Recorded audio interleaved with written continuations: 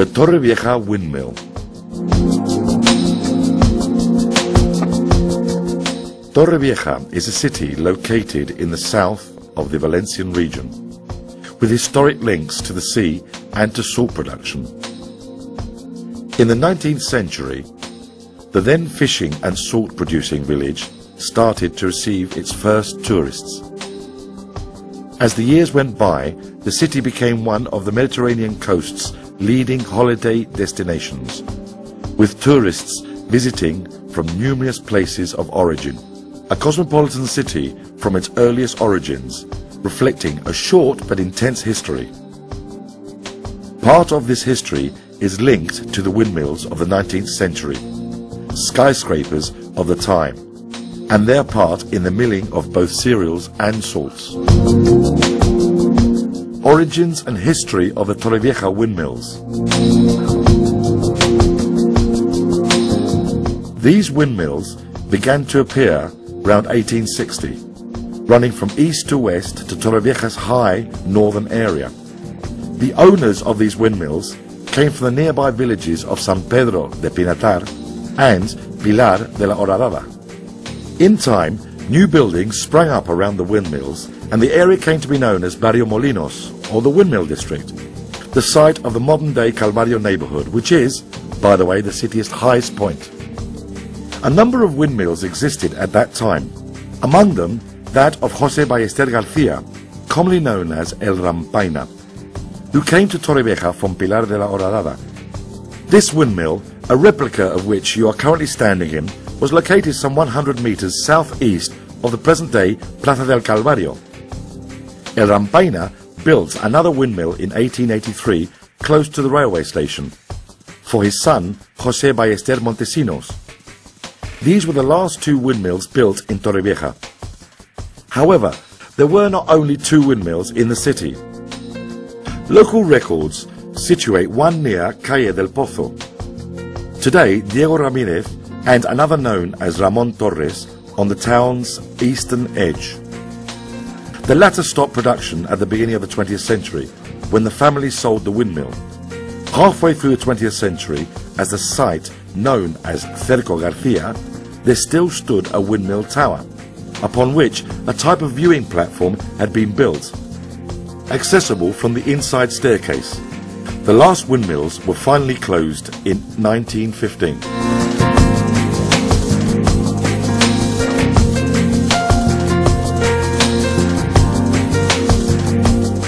The windmill today. This windmill, which has been completely rebuilt, respecting the original features, was located some 100 meters southeast of the present-day Plaza del Calvario, a strategic point since it is also the highest point in Torrevieja, at an altitude of 24 meters above sea level. You are about to discover some of the features of the Plaza del Molino windmill, and we shall begin with the outside.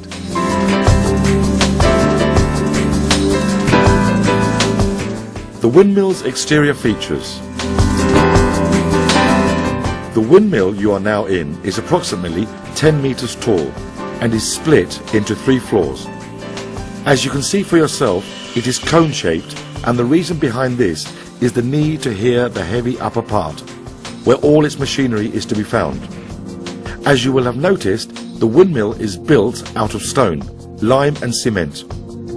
Take a look at the windmill's doors and windows. They are aligned on a north-south axis to allow ventilation and prevent dust gathering inside. Do you know what the wooden fence around the base of the windmill was for? Its main function was protection to prevent accidents caused by the sails.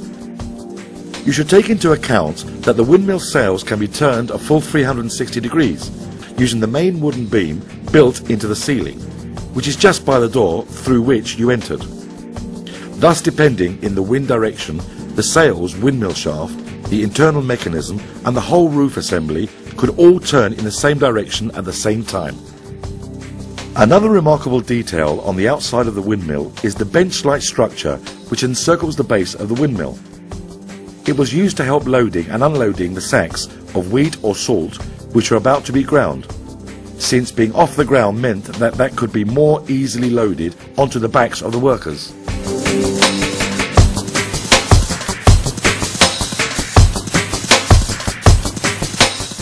Inside the windmill.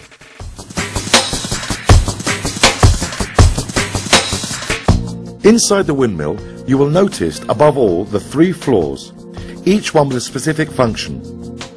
Most of the windmill's interior fittings are made out of wood. The stairs were normally made of wood too, but in this case, being a modern construction, the staircase was built of concrete. The ground floor where you find yourself now is built from olive wood, and this is where the orders were given for loading the sacks. Have you seen the rope hanging from the ceiling? This is what we know as the relief cord and was used to start or stop the windmill machinery, which is located on the uppermost floor, the on-off switch of the day. At one end of the rope you see the relief counterweight which, as its name indicates, acted as a counterweight. You might also take a look at the arches or cavities in the wall here on the ground floor.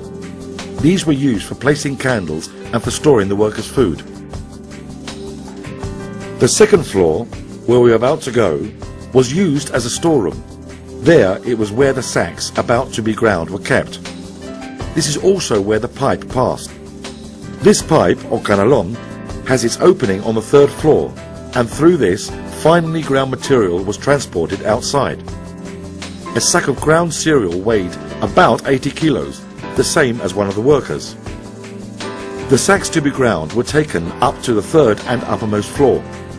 This is where the windmill's internal machinery is to be found, where the cereal or salt to be ground was poured into a tolva, or funnel, and then passed along the vibrating pipe, and down towards the runner stone which acted as a grinder.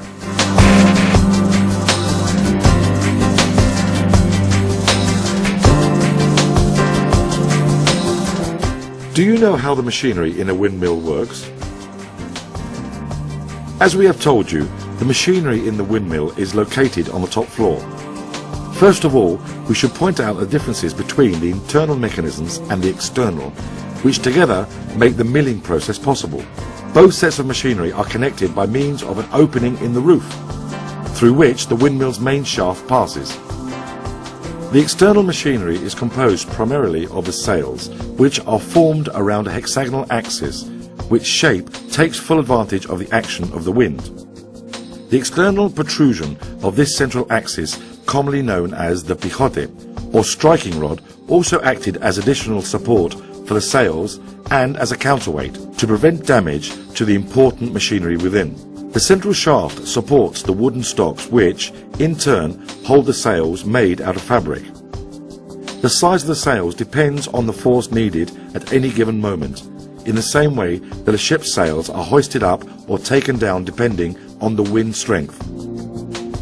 All these factors were crucial to obtain the perfect balance, a difficult task for the miller and his helper.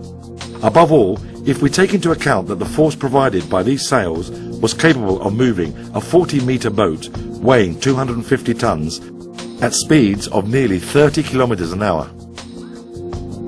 Standing out among the internal machinery is the runner stone, the round stone which grinds. By means of 2 small pinions, power from the sails is transmitted onto this stone, and it is the giant gear wheel or brake wheel which turns directly as the wind rotates the sails, attached as it is to the wind shaft, the mill's main drive shaft. This shaft is slightly slanted in order to make sure the teeth or the brake wheel fits perfectly into those of the smaller pinion or wallower, which is connected by a counter shaft to the runner stone. In this way, the brake wheel transforms its horizontal force into vertical power through the action of the wallower. The wallower is held in a vertical position thanks to a wooden beam attached to its central axis.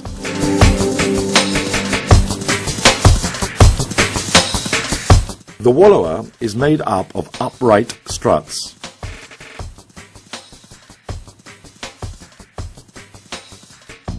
The wind shaft supporting the stocks is held in place using 2 granite stones at opposite ends of the top floor, under the ceiling.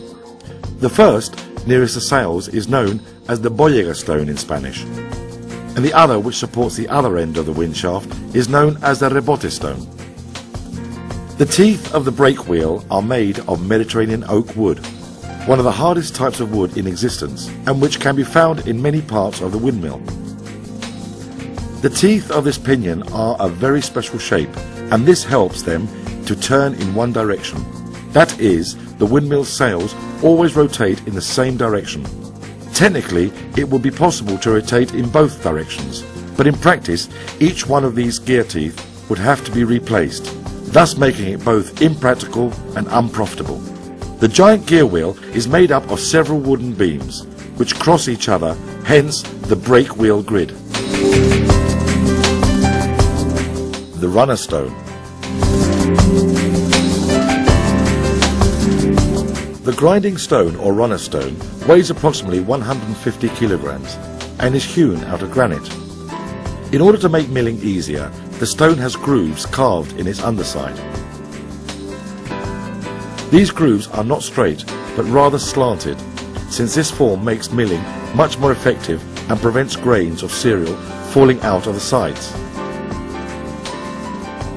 Every 2 weeks, the stone was repaired due to the great wear and tear caused by the constant friction against a fixed lower stone, also known as the bedstone.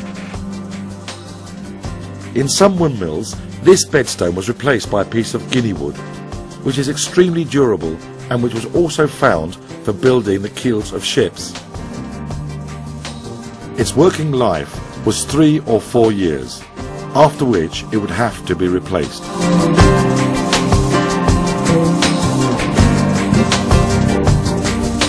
What was ground in Torrevieja's windmills? All sorts of materials were milled, from wheat to salt, and the grain size was chosen and determined by the height between the runner stone and the bedstone. Before changing the product to be ground, the runner stone was raised and cleaned, before moving on to the following task. However, lifting the runner stone was not an easy task, due to its great weight. To do this, a lever was used, which was connected to the relief cord on the ground floor. With this system, the windmill stopped grinding, but the sails continued to turn. How do you stop a windmill? To stop the windmill's central wind shaft, which is the axis which drives the stocks, another more complex braking system was used, one which is very similar to the drum brake system used in some modern cars. In this way, a brake pad surrounding the brake wheel was closed and opened using another lever connected to a counterweight.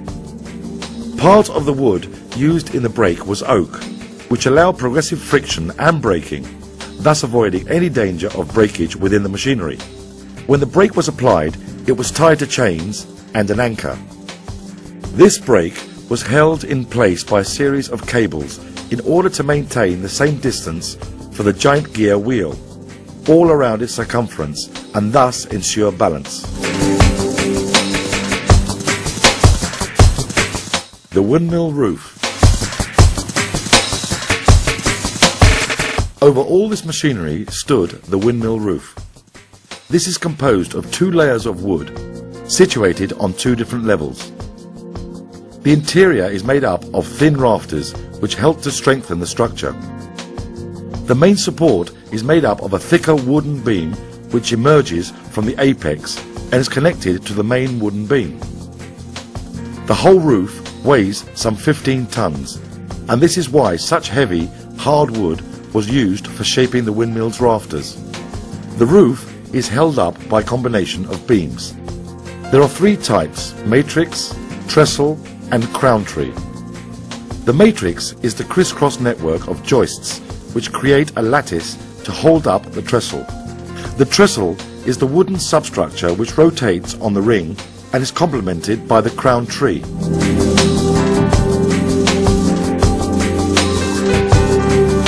How long does it take to build a windmill? Building a windmill was an arduous, complex task. Above all, we take into account there were the skyscrapers of the 19th century, and they even served as landmarks for sailors of the time. Building involved the work of an architect, workers and carpenters. The whole procedure was necessarily painstaking and precise. For example, the order in which the different pieces of the mechanism was fitted was of great importance, as was the roof, which was made as a single piece. They were designed in such a way that any single part could be replaced by another in a minimum space of time, thus ensuring maintenance fast and expertly. It is remarkable to note that the entire windmill was made of wood and built by hand. One of these windmills needed 100 trees as building material, and the only iron parts were the countershaft, the rings around the same, and the exterior brake pad.